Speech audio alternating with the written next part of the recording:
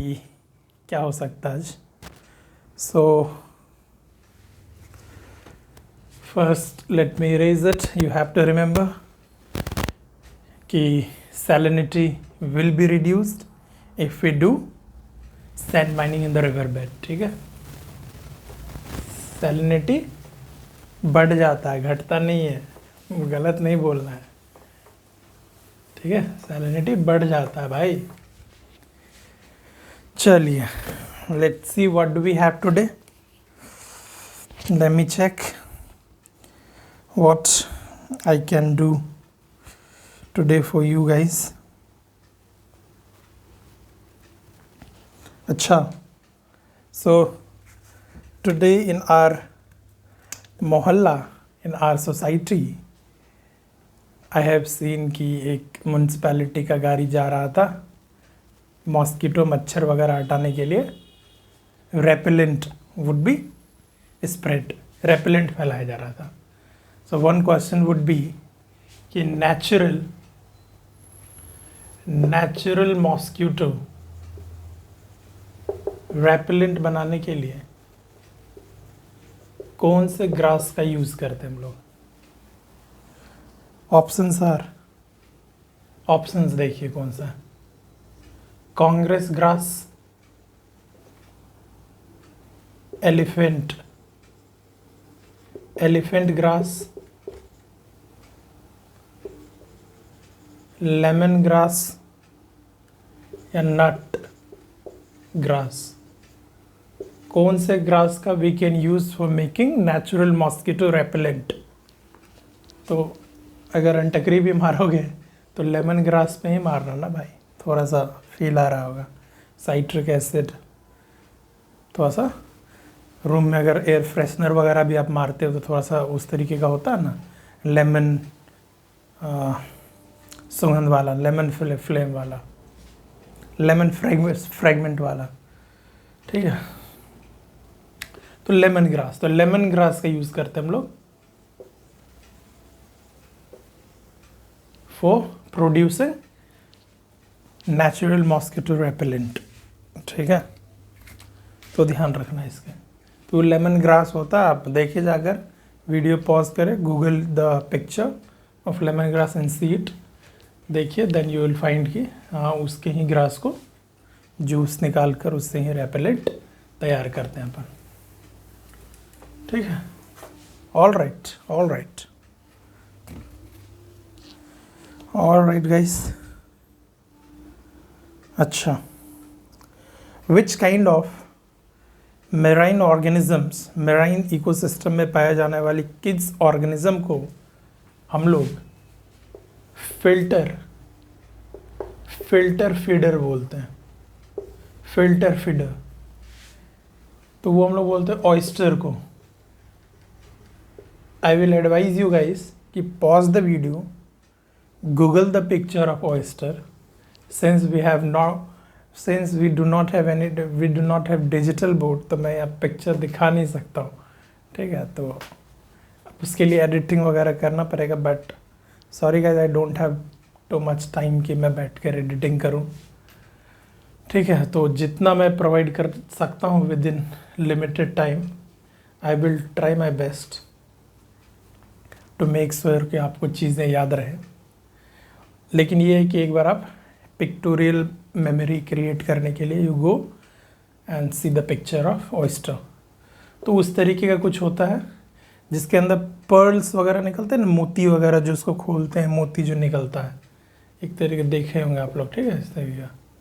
तो वो क्या करता है एक्चुअली में कि they live in water, so through their gills they absorb water and whatever present in the water such as phytoplanktons, algae, so they got stuck into the mucus of their gills। उसके gills में जो mucus होते हैं ना, उसमें वो phytoplanktons, algae, all these primary producers will be stuck, और फिर उसको वो फीड करते हैं। ठीक है, तो फिल्ट्रेशन के थ्रू वाटर होता है, मेराइन वाटर होता है, तो इस वाटर में आपको एल्गी वगैरह भी मिलेगा। फाइटोप्लैंक्टन वगैरह भी मिलता है, डाइएटम्स वगैरह मिलता है, तो वो इसके गिल्स में जाकर स्टक हो जाता है। जैसे पानी को ये एब्जॉर्ब किया तो ये फाइटोप्लैंक्टन एल्गी वगैरह इसके गिल्स में स्टक हो जाता है, फिर इसके बाद ये इसको कंज्यूम करता, फीड करता। तो फिल्ट्रेशन के थ्रू हुआ ना। तो how oyster feed, how oyster eat, through filtration of water. तो इसीलिए फिल्टर फीडर हम लोग ऑयस्टर को बोलते हैं। ठीक है, एकदम ध्यान रखना है। अब देखिए, these are peculiar fact based question। ठीक है, ये सारे peculiar fact based question है, एकदम fact based है। if you know it you'll mark it correct, otherwise गलत ही होगा। आएगा तो आएगा, नहीं तो नहीं आएगा। इसमें no logic would be working in such type of questions, you know that। और कोई लॉजिक बताई भी तो नहीं जाना है। अब देखो, अगर आप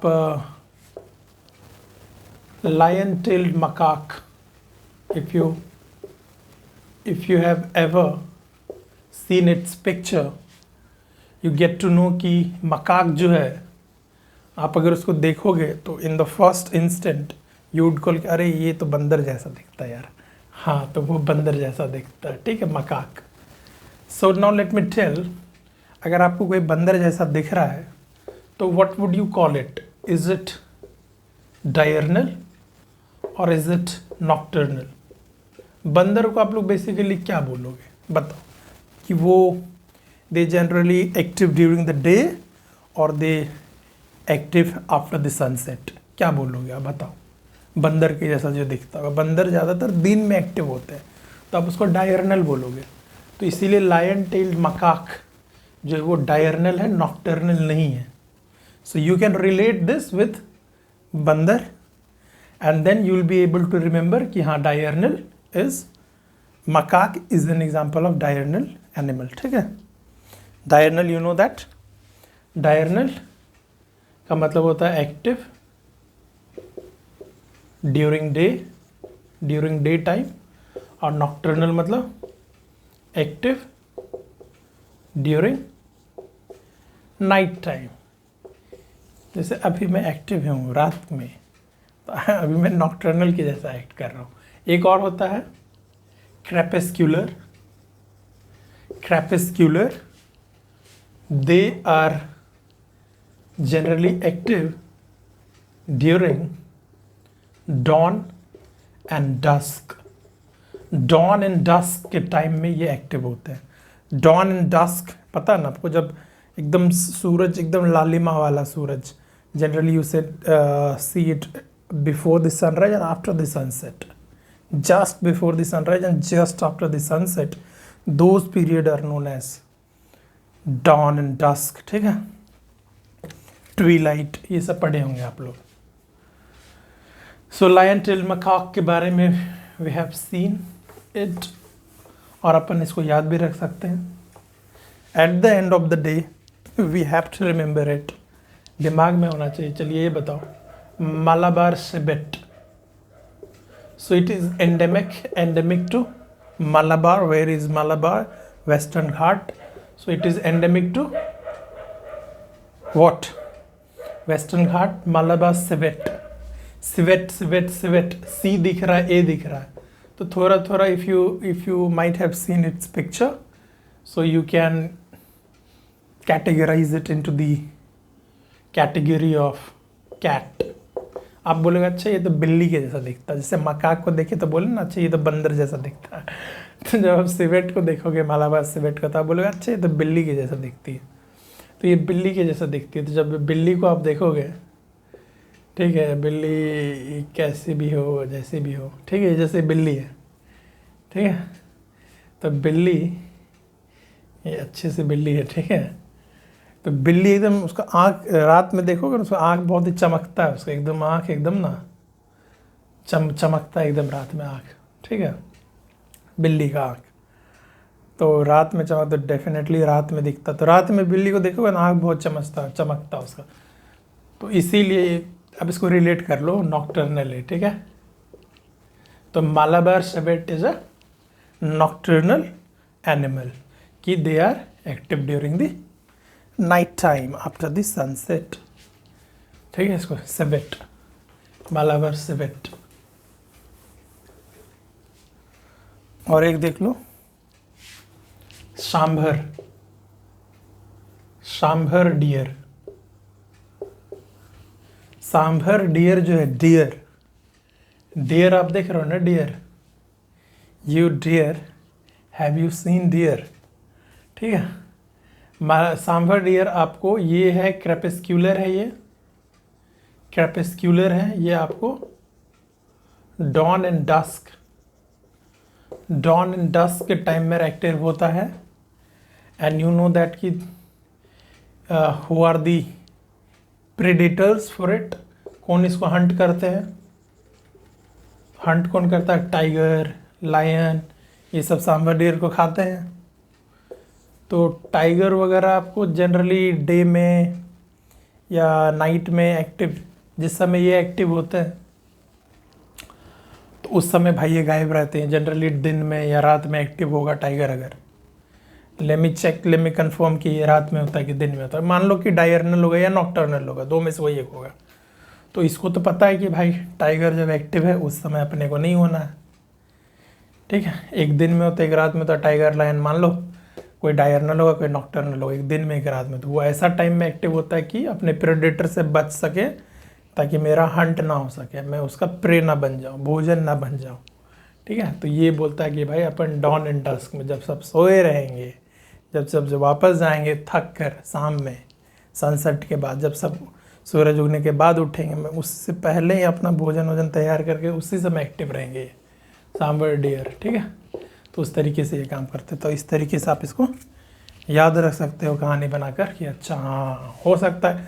अब आई डोंट नो कि it would be the actual logic, but if these things help you to remember the fact, so क्या भाई, क्या मतलब नुकसान जा रहा है, रख लो, देख लो इसको। और क्या, अगर इस कहानी से याद रह जा रहा है तो कहानी रख लो, ऐसा हो सकता है।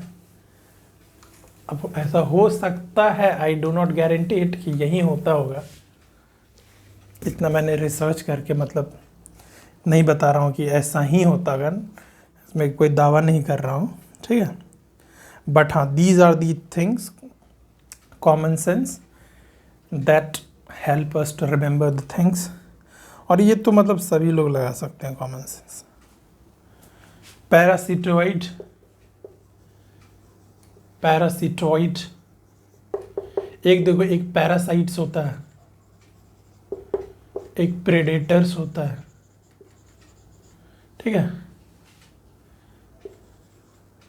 एक पैरासिटोइड होता है, एक पैरासाइट्स होता है, एक प्रेडेटर्स होता है। प्रेडेटर्स यू नो दैट कि टाइगर, लायन, हंट, डियर वगैरह, तो वो क्या करते हैं, मारते हैं फिर उसको खाते हैं। तो ये तो प्रेडेटर्स कहलाते हैं, सिंपल, कोई दिक्कत नहीं है। पैरासाइट्स क्या होता है, वो क्या करेंगे, किसी लिविंग होस्ट में रहेंगे। ठीक है, लिविंग होस्ट में रहते हैं और उसके न्यूट्रिएंट्स को यूज़ करते हैं, और इस तरीके से इसका अपना ज़िंदगी चलता है पैरासाइट्स का, कि लिविंग होस्ट में रहेंगे, उनके न्यूट्रिएंट्स को यूज़ करेंगे, उनके एंजाइम्स को यूज़ करेंगे, मस्त एकदम, जैसे कि वायरस। ठीक है, वायरस एक एग्जांपल है, पैरासाइट्स। लेकिन पैरासिटोइड क्या होता है, ये उस लिविंग होस्ट में रहेंगे, उनको यूज़ करेंगे एंड इवेंचुअली किल इट, और फिर जाकर उसको फाइनली इवेंचुअली उस होस्ट को मार डालेंगे, इवेंचुअली किल द होस्ट, मार डालते हैं पैरासिटोइड। लेकिन ये मारता नहीं है भाई, रहता है, न्यूट्रिएंट्स यूज़ करता है, मारता नहीं है। लेकिन ये भाई साहब मार देते हैं पैरासिटोइड। ठीक है, मार देते हैं। तो जनरली आप लोगों ने देखा होगा कि कैटरपिलर जो होता है ना, कैटरपिलर का पॉपुलेशन बढ़ ना जाए, so in order to control its population, इसके पॉपुलेशन को कंट्रोल करने के लिए कैटरपिलर के अंदर within the body of caterpillar आपको वैस्प देखने को मिलेगा। वैस्प क्या, एक तरीके का कीड़ा है, कीड़ा, इंसेक्ट है, इंसेक्ट। वैस्प क्या है, एक तरीके का इंसेक्ट है। तो generally find inside the body of caterpillar, तो पहले इसको यूज़ करेगा। वैस्प जो ये कीड़ा जो है, कीड़ा कैटरपिलर के बॉडी में रहेगा, इसको यूज़ करेगा, फिर इसको मार देगा। ये वैस्प फाइनली इसको मार देगा। तो wasp is an example of parasitoid. ठीक है, तो वैस्प पैरासिटोइड का एग्जाम्पल है, वैस्प पैरासिटोइड का एग्जाम्पल। तो ये याद रखना, वैस्प। ठीक है, और एक फ्लाई है, टैकिनिड फ्लाई। टैकिनिड फ्लाई ये भी तुमको पैरासिटोइड का एग्जाम्पल है। So these are the two confirmed examples कि एक तो वैस्प है, एक टैकिनिड फ्लाई है। And what would be the third one, everybody is confuse. सो मैं उस थर्ड एग्जाम्पल पर नहीं जाऊँगा। कोई कुछ बोल रहे हैं, कुछ बीटल्स बोल रहे हैं, कुछ टर्माइट्स बोल रहे हैं, तो रहने दो यार, दो चीज़ तो कंफर्म है ना अपना। सो अपन को इतना दो तो अभी कंफर्म रखना, ठीक है। बाकी क्या होने वाला वी विल सी, बाद में देखेंगे। चलो वो सब फालतू बात नहीं करते हम लोग, ठीक है। टैकिनिड फ्लाई, ठीक है, ये भी तुमको पैरासिटोइड्स का एग्जाम्पल है। These are the two confirmed examples where nobody is confused, everybody is confirmed about these two examples, ठीक है। सो इतना तो हम लोगों को कंफर्म होना है कि फ्लाई हो गया, वैस्प हो गया, इसमें पैरासिटोइड तो मिलता ही है।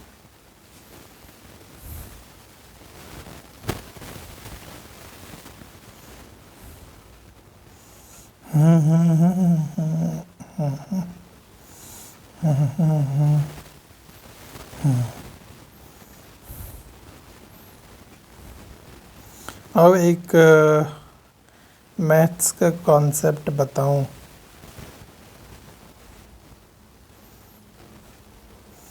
एक मैथ्स में आज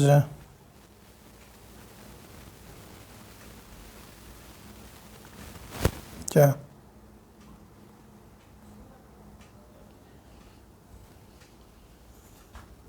कहाँ रह गया यार,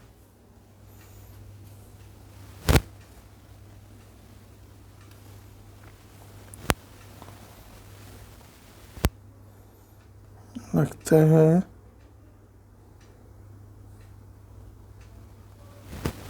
छूट गया कहीं।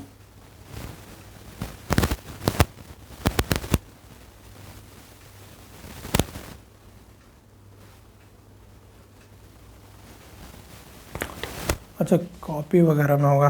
Late me see the time कि how much it is already 18 minute guys, but since I have said कि इस कॉन्सेप्ट को देख ही लेते हैं।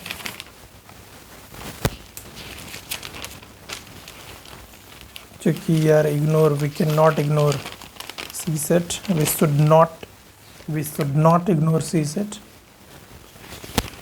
because many aspirants have ignored it and they eventually failed in it and they later regret it. So we should learn from them. Act wisely, guys.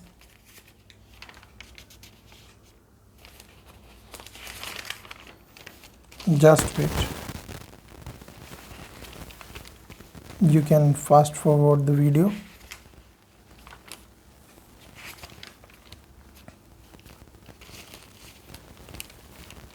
हाँ, एक ये देख लो। We can relate it from our daily life experience. हम लोग अपने ज़िंदगी से, life से बोलते हैं ना कि life teaches us the value of time and time teaches us what is the value of life. तो वही है लाइफ टाइम, टाइम लाइफ, ठीक है। तो अब ये देखो तुम कि 17 है, 13 है, ठीक है। 17 and 13 what is the addition, 30। 30 है, जोड़ कर 30 आ रहे हैं, ठीक है। अब क्या करो, 16 कर दो, इसको 14 कर दो, एडिशन सेम, अभी भी 30 है ही। अब देखो इसको 15 कर दो, इसको 15 कर दो, even still same result would be get, we would get after adding these two numbers. ठीक हो गया, राइट? सो गाइज, हाँ, what I would want to convey here is कि just multiply these two numbers. Let me multiply it, then we'll discuss क्या मैं बोलना चाह रहा हूँ. पेशेंस रखिए, देखिए पहले इसको. 17 तिया 51, 5 17 5 22. तो after multiplying these two numbers we will get 221. ठीक है, अब आप देखो इसको मल्टीप्लाई करके. 16 14 को मल्टीप्लाई करो. 16 चौके 64, 6 16 6 22. क्या हो गया भैया? वैल्यू इंक्रीज हो गया.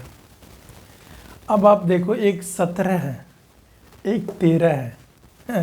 Suppose you are 17 and your partner या फिर योर बडी या जो भी हो आपके साथ जो भी है, आप ज़्यादा है, दूसरे को कम रख रहे हो. दोनों एक दूसरे को कंप्लीट कर रहा है, जोड़ कर 30 कर रहा है, बट दोनों में डिफरेंस कितने का है?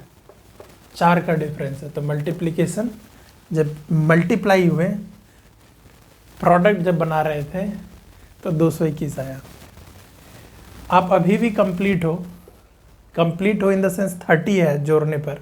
दोनों जब कॉम्प्लीमेंट कर रहे हो, ऐड कर रहे हो आपस में, तो अभी भी आप 30 हो जितना पहले थे. लेकिन दोनों में, आप में और आपके डिफरेंस कम है. अगर डिफरेंस अगर कम है, कितने का डिफरेंस है? -2. डिफरेंस अगर कम है तो देखो भैया रिजल्ट बढ़ गया. समझ में आ रहा है? आप ज़्यादा हो, आपके साथ वाला कम है, देखो क्या रिजल्ट है. आप थोड़ा सा कम हुए, सामने वाला थोड़ा सा ज़्यादा हुआ. तो इसका मतलब क्या कि आपको कम होना पड़ेगा सामने वाले को ज़्यादा करने के लिए? नहीं, ये नहीं कह रहे हैं हम.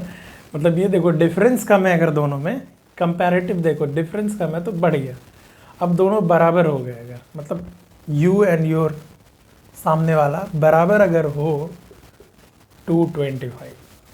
डिफरेंस जब 0 है तो ज़्यादा डिफरेंस है तो कम हो रहा है. तो इस एग्जांपल को आप लाइफ में रिलेट नहीं कर पा रहे हो क्या? रिलेट करो ना भाई. समझ पा रहे होगे व्हाट? समझ पा रहे होगे तुम. चलो, इतना ज़्यादा नहीं बोलते हैं, ठीक है? तो इस एग्जांपल को देखो कि डिफरेंस कम हो रहा है तो क्या क्या हो रहा है भाई? खेल. इक्वल है, इक्वालिटी है, तो अच्छा एक कॉन्सेप्ट है ना, मतलब इक्वालिटी का concept of equity, concept of equality. क्यों इक्वालिटी होना चाहिए?